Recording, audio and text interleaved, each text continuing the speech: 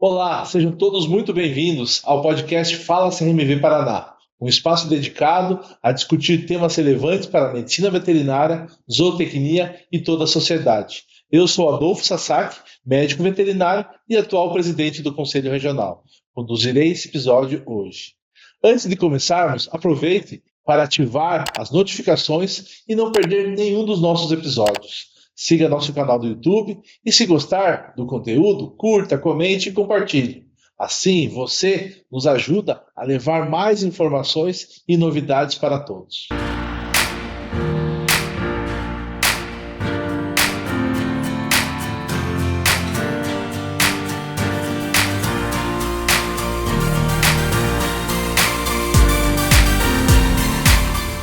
No programa de hoje, vamos falar sobre defesa alimentar. Você sabe o que é isso? Para falar sobre isso, convidamos o médico veterinário Dr. Jader Oliveira da Silva, que é coronel médico veterinário do Exército Brasileiro, membro da Comissão Estadual de Saúde Única do Conselho do Paraná e já atuou na Superintendência do Ministério da Agricultura e Pecuária, o nosso MAPA. Então, doutor, muito bem-vindo. É uma gratidão muito grande estar com você hoje. É isso mesmo, doutor Adolfo. Antes de tudo, agradecer a oportunidade de vir aqui compartilhar com vocês, com nossos colegas médicos veterinários e zootecnistas sobre esse assunto que é a defesa alimentar, tão importante para a sociedade em si e para nós como veterinários, como médicos veterinários e zootecnistas. Esperamos aqui ter um sucesso na nossa conversa aqui, no nosso bate-papo, e que os nossos colegas possam aproveitar um pouco dessa disseminação desse conhecimento que nós vamos tentar passar aqui. É um tema muito importante, um tema que você mesmo em conversas anteriores, a gente sempre bateu esse papo no que diz respeito a essa defesa alimentar, né? Que é o nome defesa alimentar. O que seria a defesa alimentar, doutor? A defesa alimentar ela é um dos pilares de proteção do nosso sistema alimentar, ou seja, é a proteção alimentar propriamente dita. Eu posso dividir a proteção alimentar ou esse sistema em duas vertentes. Uma vertente que protege da contaminação não intencional de alimentos, ou seja, qualidade dos alimentos e a segurança dos alimentos, e de um outro lado, dentro desse sistema de proteção alimentar, nós temos a contaminação intencional de alimentos, que trata especificamente da fraude alimentar, que sempre tem, doutor Adolfo, uma motivação econômica, e aí sim das ações de contaminação intencional dos alimentos, que trata a defesa alimentar. Ela tem dois objetivos principais: atingir a saúde do consumidor ou da pessoa, ou no caso mais específico também de trazer uma estabilidade social e política de um determinado país. Aí a gente já trataria especificamente do terrorismo alimentar e do agroterrorismo. Até o fator terrorismo alimentar, quando a gente escuta esse termo, a gente fica até um pouco, nossa, é verdade, porque nós como Brasil, como sendo grande fonte de proteína, né, de farelos, nós somos realmente uma possível fonte de contaminação para os países. Somos objeto de ação deles, sim, tanto do terrorismo alimentar, como aí o senhor já entrou também na área do agroterrorismo. Que é uma questão muito séria a nós. O MAPA tem preocupação sobre isso, já demonstrou preocupação. Quando eu fui superintendente, eu vi essa preocupação deles relativo a esse caso. Eu só gostaria de deixar bem claro, agora eu falei de segurança dos alimentos, existe uma certa confusão a respeito do assunto segurança dos alimentos e segurança alimentar, porque no inglês a gente trata a segurança dos alimentos como food safety, e a segurança alimentar, o food security.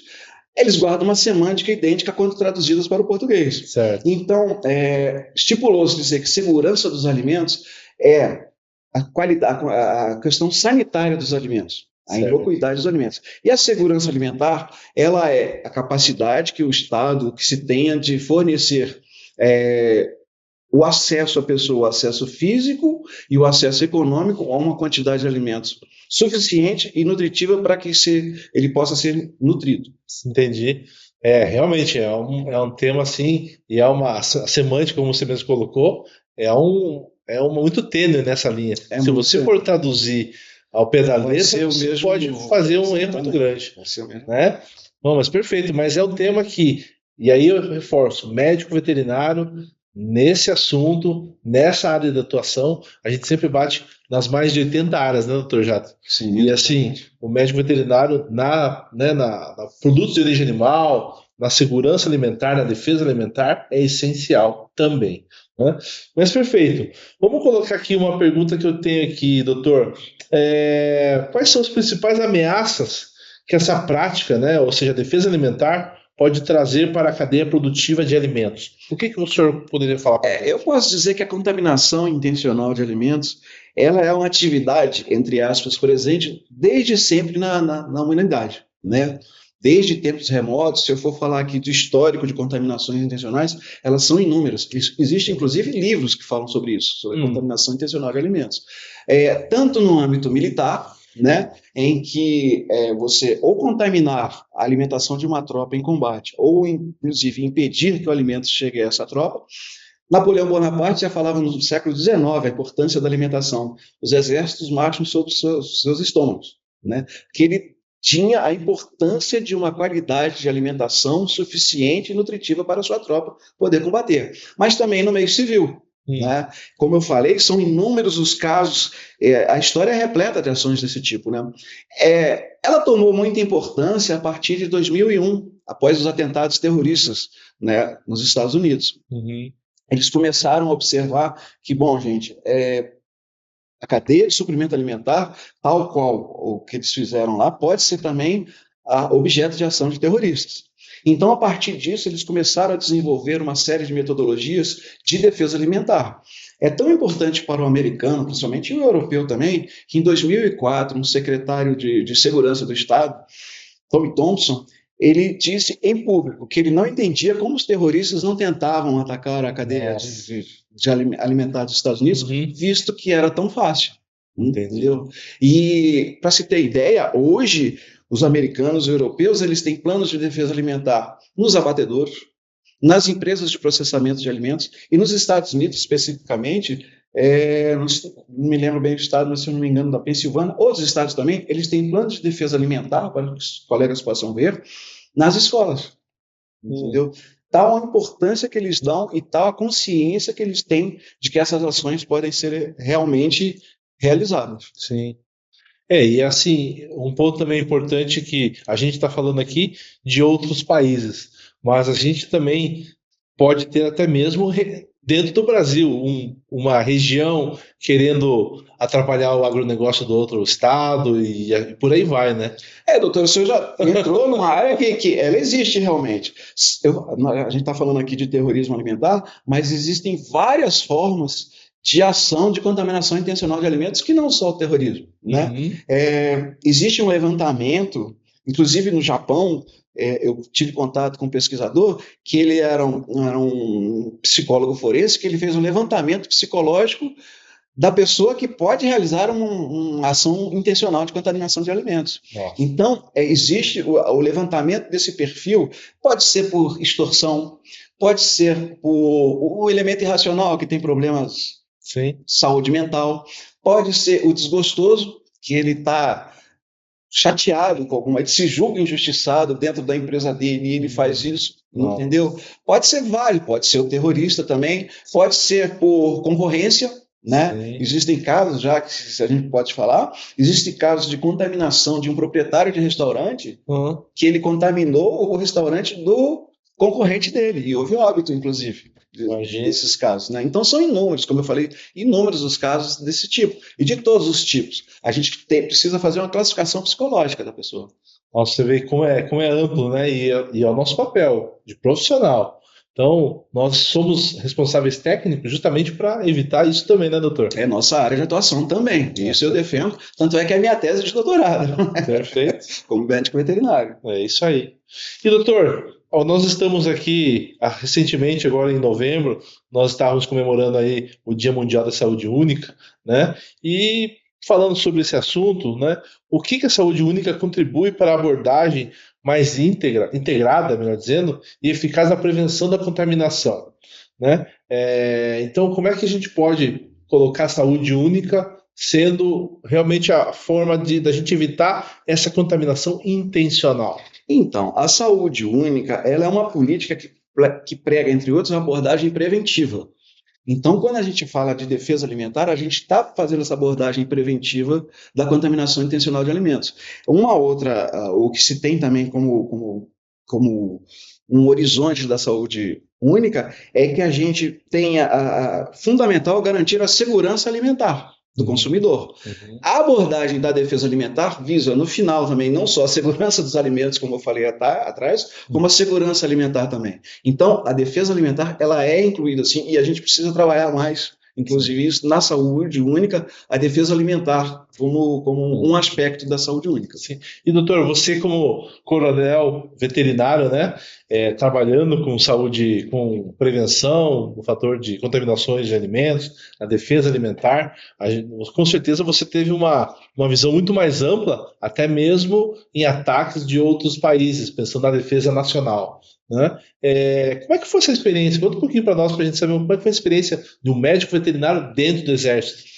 Também para o nosso colega que pensa em seguir carreira como médico veterinário. Sim, Tá? sim. Inicialmente tive o convite e consegui a aprovação no curso de doutorado com a minha tese em defesa alimentar, em serviços de alimentação do Exército Brasileiro. Então, você tem várias metodologias que podem ser aplicadas. Uma delas é um software, né, americano, e não foi com os estudos com a minha orientadora, a professora Elke, e com outras pessoas dentro do Exército Brasileiro, a gente chegou à conclusão de que o melhor era elaborar um checklist ou uma lista de verificação própria para o Exército Brasileiro. Então, a partir daí, como médico veterinário, foi um desafio, né? Vamos elaborar uma lista de verificação. E eu posso falar a todos que nós temos competência para fazer isso. E elaborei essa lista de verificação. Essa lista de verificação foi validada por experts, inclusive de fora do Brasil, né? Retraduzida, né, que era necessário retraduzir, e aplicada dentro do Exército Brasileiro.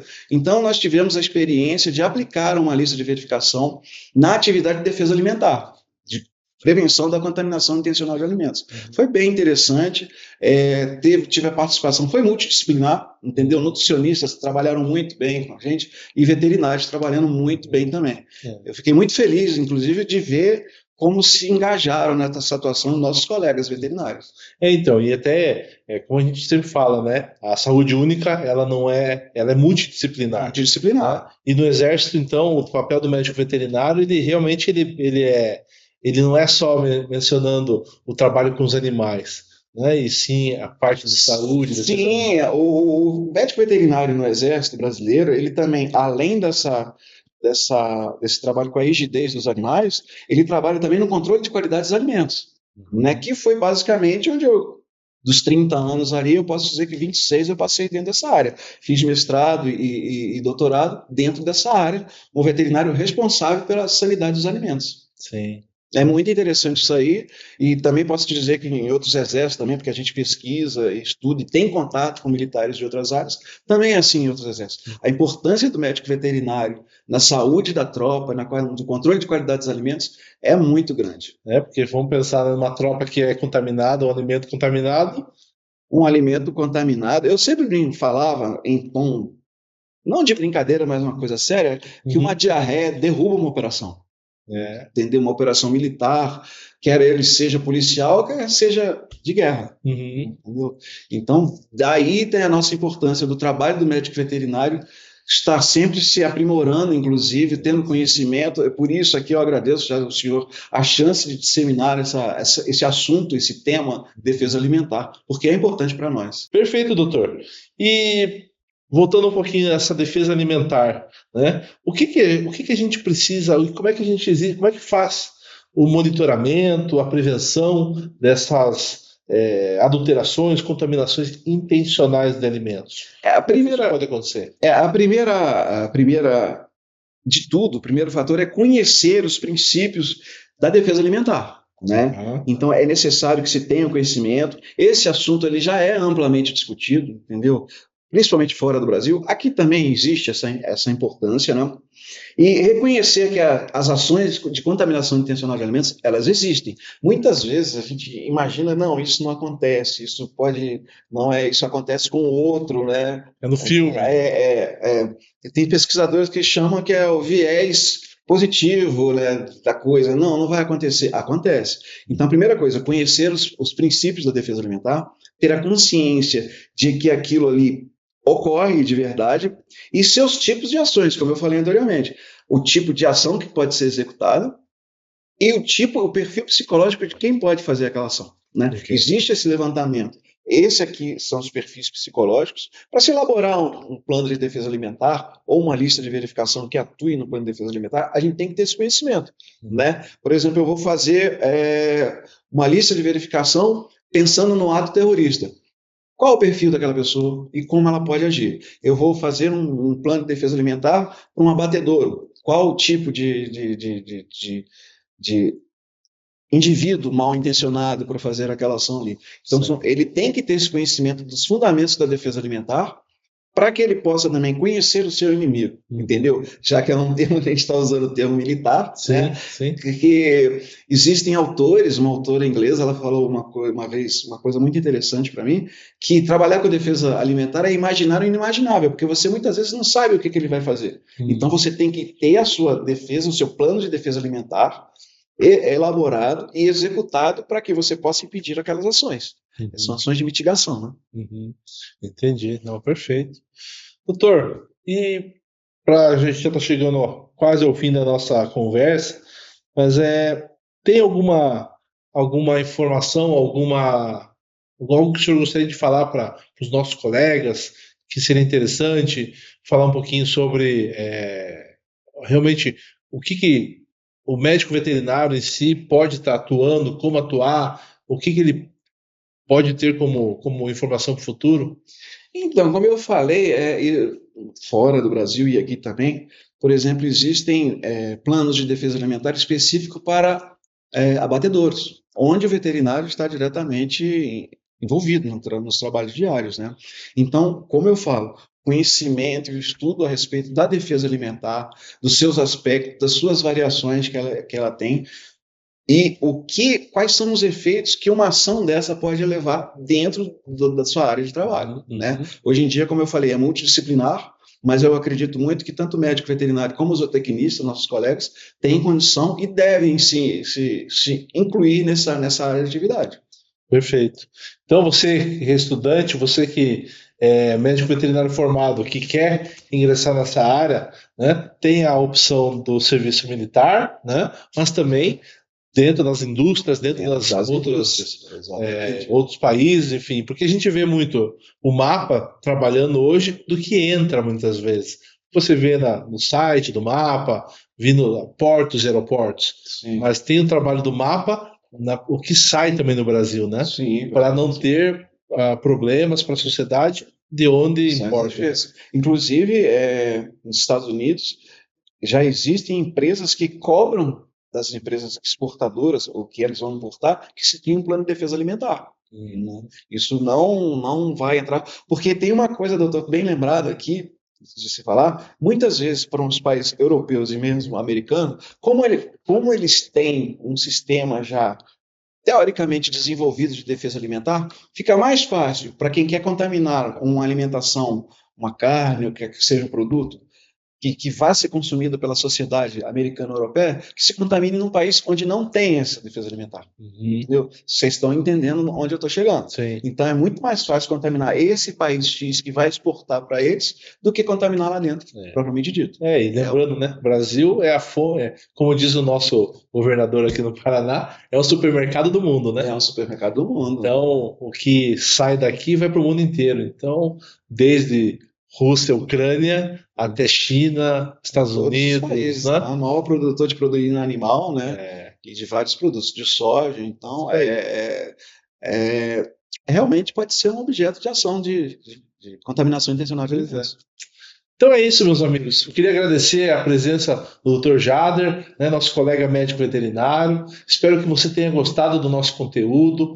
Né? A intenção é essa, é trazer profissionais que podem realmente auxiliar no seu dia a dia, trazer outros insights para que realmente a nossa profissão cada vez mais seja mais reconhecida, mais valorizada e principalmente para que nós possamos ter realmente informação chegando a todos. através dos nossos canais YouTube, Instagram, Facebook e o nosso site, que está sempre sendo atualizado e estamos sempre à disposição. Dr. Jader, muito obrigado pela sua presença. Agradeço, deixo o meu contato aqui com o senhor. Quem desejar qualquer dúvida, qualquer contato, qualquer coisa a mais, eu estou à disposição para todos. Perfeito. Nós vamos colocar na nossa barra ali, doutor, então, o seu e-mail para que possam estar entrando em contato. E estamos chegando também ao nosso último podcast, o nosso Fala CRMV do ano de 2024. Foi um grande prazer estar com todos vocês nesse ano, né? Estamos aqui encaminhando agora para o nosso segundo ano já estamos no nosso segundo ano de gestão, e está sendo muito enriquecedor, muito gratificante da nossa parte. Então, em nome da nossa diretoria, né, dos nossos conselheiros, desejo a todos vocês um Feliz Natal e um ótimo e maravilhoso Ano Novo. Fiquem com Deus.